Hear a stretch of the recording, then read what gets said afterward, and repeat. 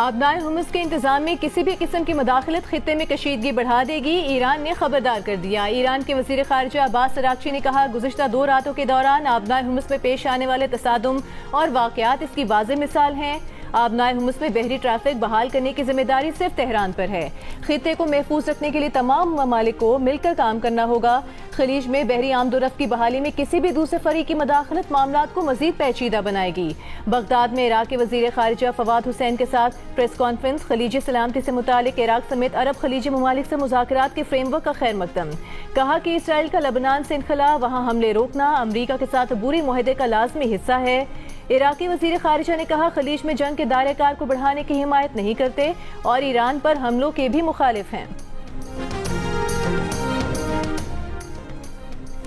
अमरीकी सदर ट्रंप का ईरान की जानिब से जंगबंदी मुआहदे की खिलाफ वर्जी पर ईरान को निशाना बनाने का दावा। कहा कि अमरीकी फौज ने ईरानी मिसाइल और ड्रोन स्टोरेज के मकामात और रेडार साइट्स पर हमले किए हैं। सदर ट्रंप की ईरानी क़यादत को एक बार फिर धमकी। कहा कि ऐसा वक्त भी आ सकता है कि हम मजीद तहम्मुल का मुजाहरा करने के काबिल ना रहें और हमें फौजी तरीके से इस काम को मुकम्मल करने पर मजबूर होना पड़ेगा जो हमने कामयाबी से शुरू किया था। अगर ऐसा हुआ तो इस्लामी जमहूरिया ईरान का वजूद खत्म हो जाएगा।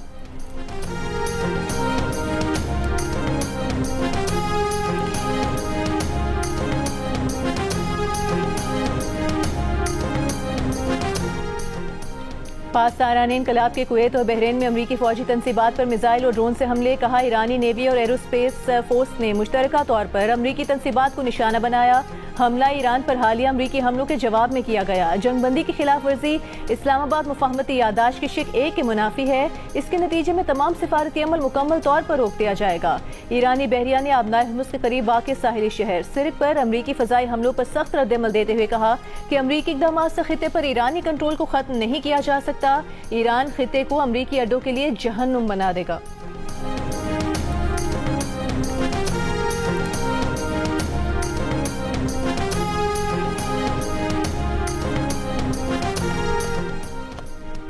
अमरीका ने आबनाए हुमस के करीब ईरानी अहदाफ पर हमले की वीडियो जारी कर दी। फौज से ताल्लुक रखने वाले 10 इंफ्रास्ट्रक्चर को निशाना बनाने का दावा। इससे पहले बयान में अमरीकी सेंट्रल कमांड का कहना था कि आबनाए हुमस में पैनामा के परचम बरदार टैंकर जहाज पर ईरानी ड्रोन हमले के जवाब में ईरान में मुतादिद फौजी अहदाफ पर फजाई कार्रवाई की है। फौजी निगरानी के निज़ाम, मवासलाती मराकज़, फजाई दिफाई तनसीबात, ड्रोन जखीरा गाहों और बारूदी सुरंगें बिछाने की सलाहियत से मुतालिक अहदाफ को निशाना बनाया। कार्रवाइयाँ सदर ट्रंप की हिदायत पर की गई हैं। सिरक और कश्म में धमाकों की आवाज़ें। सिरक में टेलीकम्युनिकेशन टावर निशाना बनने की इत्तला। बहरीन में खतरे सायरन बज गए। कुवैत का फजाई दिफाई निज़ाम से दुश्मन के मिसाइल और ड्रोन हमलों को नाकारा बनाने का दावा। अमरीका ने हफ्ते की सुबह भी ईरान पर फजाई हमला किया था जिसे ईरान ने नाकाम बनाने का दावा किया था और कहा था कि जवाब में खित्ते के कई अमरीकी फौजी ठिकानों को निशाना बनाया है, जिसके बाद बहरीन ने ईरानी ड्रोन हमलों का इल्जाम लगाया था।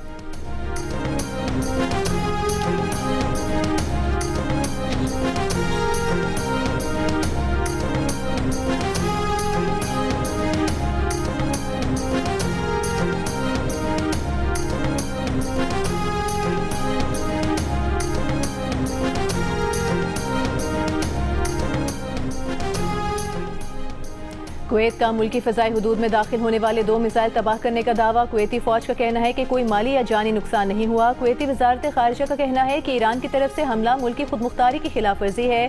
बहरीनी वज़ारत दाखिला का कहना है कि ईरान के हमले में एक रिहायशी इमारत को नुकसान पहुंचा है, कोई जानी नुकसान नहीं हुआ।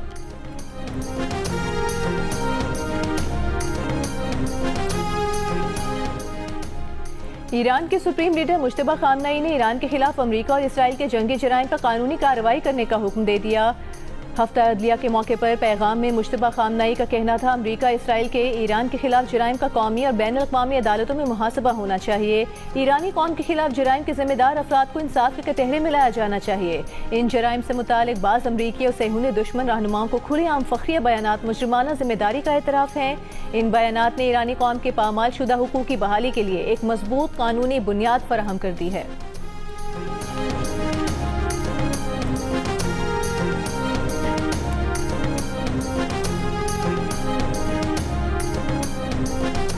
कराची में पाकिस्तान रेंजर्स सिंध के कैंप पर हमला करने वाले 3 दहशतगर्द हलाक कर दिए गए। एक जख्मी अफगान दहशतगर्द गिरफ्तार कर लिया गया। ISPR के मुताबिक भारतीय हिमायत याफ्ता जमातुल अहरार के खवारिज ने कैंप के मरकजी गेट पर धमाके के बाद अंदर दाखिल होने की कोशिश की। फायरिंग के तबादले में पाकिस्तान रेंजर्स के 3 जवान शहीद हो गए, 4 जख्मी हुए। इलाके में क्लियरेंस ऑपरेशन जारी। ISPR का कहना है कि पाकिस्तान अपने जवानों की शहादत का बदला लेने के लिए हमले के जिम्मेदारान के खिलाफ कार्रवाई करेगा।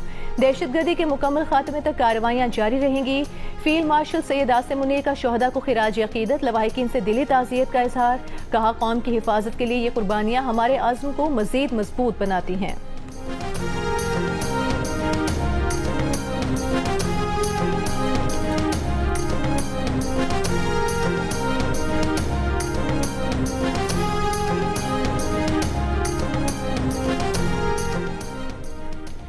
कौम अपने बहादुर सिपाहियों की कुर्बानियां कभी फरामोश नहीं करेगी। बैरूनी सरपरस्ती में सरगर्म दहशतगर्द अनासर के मज़मूम अज़ाइम कभी कामयाब नहीं होंगे। सदर मुमलिकत आसिफ अली जरदारी के रेंजर्स के कैंप पर दहशतगर्द हमले की शदीद मजम्मत। जाम शहादत नोश करने वाले वतन के 3 बहादुर सपूतों को खिराज अकीदत। वज़ीर आज़म शहबाज शरीफ ने कहा कि सिक्योरिटी फोर्सेज ने पेशा वाराना सलाहियत और बहादुरी का मुजाहरा करते हुए फितनाल हिंदुस्तान के जारिहाना अज़ाइम को खाक में मिला दिया। वज़ीर दाखिला मोहसिन नकवी ने कहा कि हमला नाकाम बनाने के दौरान शहीद होने वाले बहादुर सपूत पूरी कौम के हीरो हैं। शोहदा की अजीम कुर्बानियों को हमेशा याद रखा जाएगा। वज़ीर आला पंजाब मरियम नवाज का ऑपरेशन के दौरान वतन पर जान निछावर करने वाले शोहदा को सलाम। कहा कि पूरी कौम दहशतगर्दी के मुकम्मल खात्मे के लिए यकसू है। Chairman people's party Bilawal Bhutto Zardari ने कहा कि आलमी सतह के सिफारती महाज पर पाकिस्तान की तारीखी पजीराई दुश्मन से हजम नहीं हो रही। पाकिस्तानी कौम दुश्मन के मजमूम अज़ाइम को खाक में मिलाने के लिए पुरअज़्म है।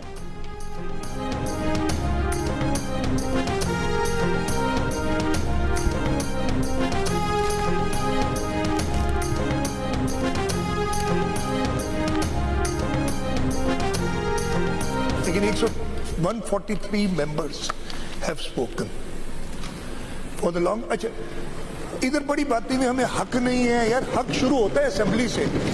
इस असेंबली में जितने हुकूक इन मेंबरान के दोनों साइड से ऑपोजिशन को इक्वल क्या बेहतर अपॉर्चुनिटी मिलती है।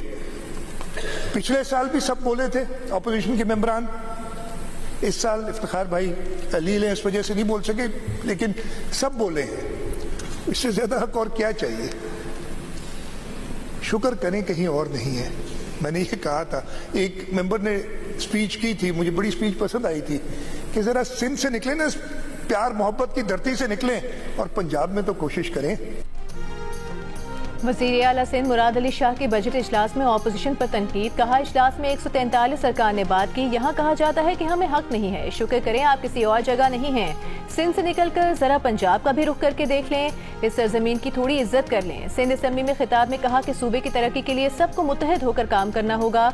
बजट में अवाम को भरपूर रिलीफ फराहम किया गया। चैलेंज करते हैं कि कोई 1 रुपया भी गलत फर्द को चला गया हो, हम जिम्मेदार हैं। वज़ीर आला सिंध का कहना था कि सान्हे गुल प्लाजा की रिपोर्ट जल्द पब्लिक कर दी जाएगी। सान्हे गुल प्लाजा के लिए 8 अरब रुपए की सब्सिडी दी गई।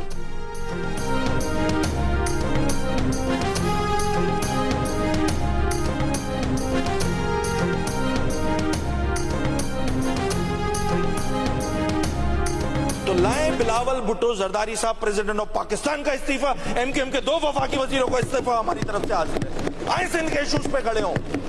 आए चेयरमैन सेनेट का इस्तीफा रखे पाकिस्तान पीपल्स पार्टी। एमकेएम की 2 वफाकी वजारतों का इस्तीफा आपके हाथ में। बने सिंध के इशूज पे खड़े हों, बात करें। आपके इस पाकिस्तान में 2 गवर्नर मौजूद हैं। 2 गवर्नर का इस्तीफा रखे। एमकेएम के 2 वजारतों का इस्तीफा आपके पास है। डिप्टी स्पीकर कौमी असेंबली, नेशनल असेंबली रखिए उसका इस्तीफा। एमकेएम की 2 वजारतों का इस्तीफा आपके पास है। भाई इशू पे लड़े ना, सिंध का मसला है, लड़े ना पाकिस्तान पीपल्स पार्टी। कौन रोक रहा है आपको। सिंध के ऑपोजिशन लीडर अली खुर्शीदी ने कहा है कि हमसे कहा जाता है कि हुकूमती ओहदों से इस्तीफा दें। अगर पीपल्स पार्टी सदर मुल्क, चेयरमैन सेनेट और डिप्टी स्पीकर कौमी असेंबली से इस्तीफे दिलवाए तो एमकेएम के विफाकी वुज़रा भी इस्तीफे देने के लिए तैयार हैं। पीपल्स पार्टी की हुकूमत में से इलेक्टेबल्स निकाल दें तो हुकूमत गिर जाएगी। ये मत कहा करें कि कारकर्दगी पर अवाम वोट देती है। सईद गनी ने कहा कि लाहौर में एमकेएम नहीं थी इसलिए अमन था। हम कहते हैं लाहौर में पीपल्स पार्टी नहीं इसलिए अमन है। कच्चे में कौन सी एमकेएम थी।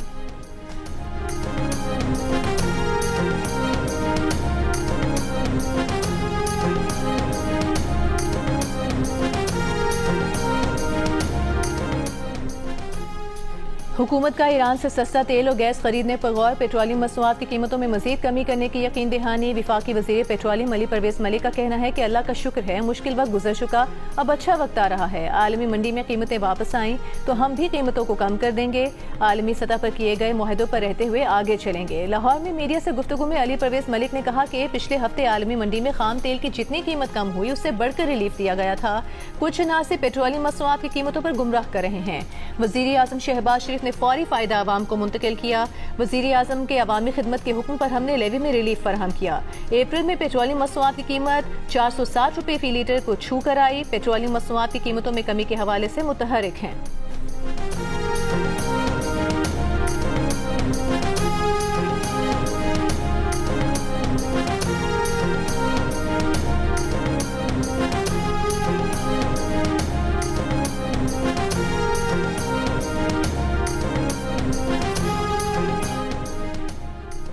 लाहौर समेत पंजाब भर में मनमाने नरखों पर LPG की फरोख्त से घरेलू सार्फिन को मुश्किलात का सामना। मार्केट ज़राए के मुताबिक हुकूमत की जानिब से LPG की सरकारी कीमत 308 रुपए फी किलो मुकर्रर होने के बावजूद लाहौर में मुख्तलिफ दुकानदार LPG 480 से 500 रुपए फी किलो तक फरोख्त कर रहे हैं। दुकानदार अपनी मर्जी से कीमतों में रोजाना 10 से 20 रुपए फी किलो तक इजाफा करते हैं। हुकूमत का सरकारी नरखनामे पर सख्ती से अमल दरामद यकीनी बनाने का हुक्म। विफाकी वजीर पेट्रोलियम की LPG की ब्लैक कीमत पर जिम्मेदारान के खिलाफ कार्रवाई की यकीन दहानी। अली परवेज मलिक का कहना है कि जखीरा अंदोजी और नाजायज मुनाफेखोरी के खिलाफ मौसर कार्रवाई की जाएगी। मार्केटिंग कंपनीज को नोटिस जारी।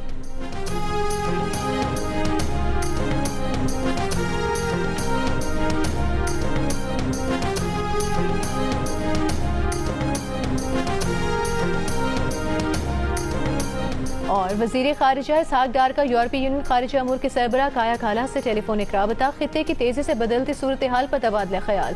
तर्जुमान दफ्तर खारिजा के मुताबिक नायब वजीर आजम इसहाक डार का बहरीन के वजीर खारिजा से भी टेलीफोनिक राबता हुआ।